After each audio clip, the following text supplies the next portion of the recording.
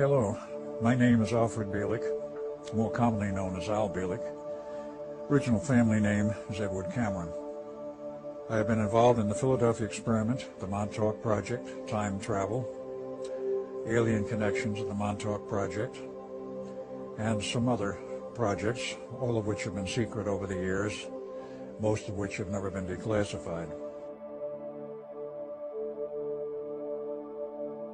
I wound up in the 28th century, and this was in a time period of 2749 to 2751 AD. Talk about changes in civilization, society, and everything else. It was drastically changed from what we saw in 2137, as this is now 600 years later. The cities were enormous, the cities were beautiful. They had ground-based cities, much as we have always had them, but they also had something else, floating cities. Floating cities, due to anti-gravity techniques being perfected sufficiently that they could float an entire city, which was perhaps not as large as any of our current cities. It was round, or very nearly round, but it floated on this platform, and they could move the city any place they wanted, remaining floating in the air, 4,000 or 5,000 feet above the ground perhaps, or a little less, depending on what they wanted. But the size of the city was vertical rather than horizontal, 2,200 stories high. That's about 2.5 miles. The cities could move anywhere on the planet. Basically, they stayed hovering and floating. Or if they didn't like a particular location, they'd move somewhere else. There wasn't that much traffic in moving cities, I can assure you, because the world population in that era, in the 28th century, was only 500 million, and I was instructed later that that was where they had held it for centuries. There would be no more than approximately 500 million population. Some of the features of this, let's start from the political standpoint. As I learned, all of these cities, whether they're ground-based cities, which the majority were, because they had to do manufacturing, they had to have agriculture and various other things to supply the needs of civilization. But all of them, whether floating or ground-based, were rather interesting in their governmental form. They had essentially no government. There was no government as we know it today. There was no money, there was no banks, there was no political jurisdictions, and there was resolved down to what would be best called a city-state structure, where the city is the state, and any other cities from that one are independent and operate in their own independent manner.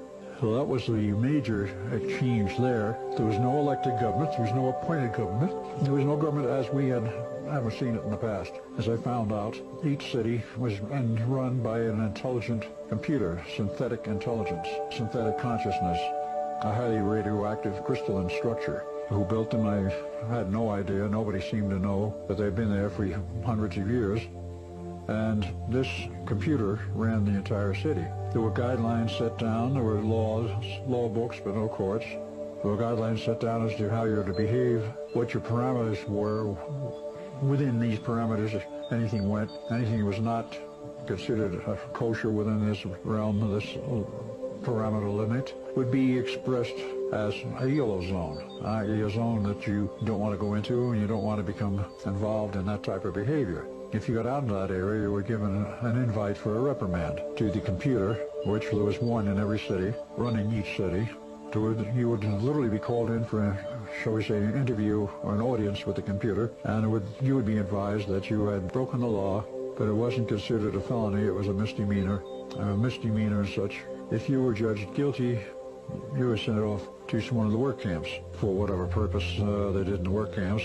Very much like today, I presume, where any kind of labor, menial or otherwise, had to be done was done. And that was compulsory, that was not voluntary. If you were called in because you had gone outside the yellow zone into what is called the red zone, which is basically what you would today call a felony offense, you were immediately called in for an interview.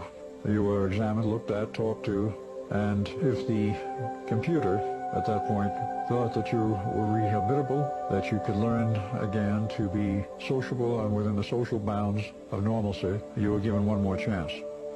If the computer decided that you were not capable of fitting into society, you were terminated right then and there.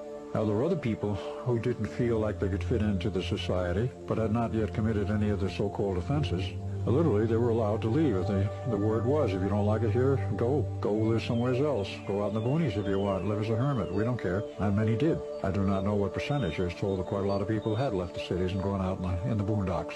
Whether they formed communities or not, I never did find out. If you weren't required to work, which no one was required to, other than their social obligation, which was well inculcated into the kids, that you had an obligation to contribute to society, to pay for what you have been using and had inherited, for which no money was involved. A sort of credit system was still functional, but otherwise, except for fairly large credit purchases, if that is the right term, they didn't really keep track of very much. It was considered quite free as long as you were able to make some contributions and nobody overloaded the system with demands.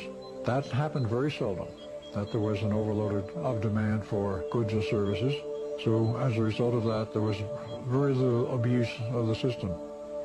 Now, in this period of time, talking with many people, making friends, I had a number of questions. Who built this computer system? That was my first and foremost question. Who maintains it? What happens when it breaks down? Very common questions. No common answer. Very much uncommon answers. First question about the cities, who built them, who maintains them, who maintains the computers, was rather hard to answer and get an answer to. No one really knew much about the history of the construction of the city or how it ran, other than the computer, and you couldn't request an interview. You couldn't request to go in and ask questions. The aspect of how these computers communicated with each other was unknown, but it did make, the one I talked with did make a number of interesting statements over a period of time.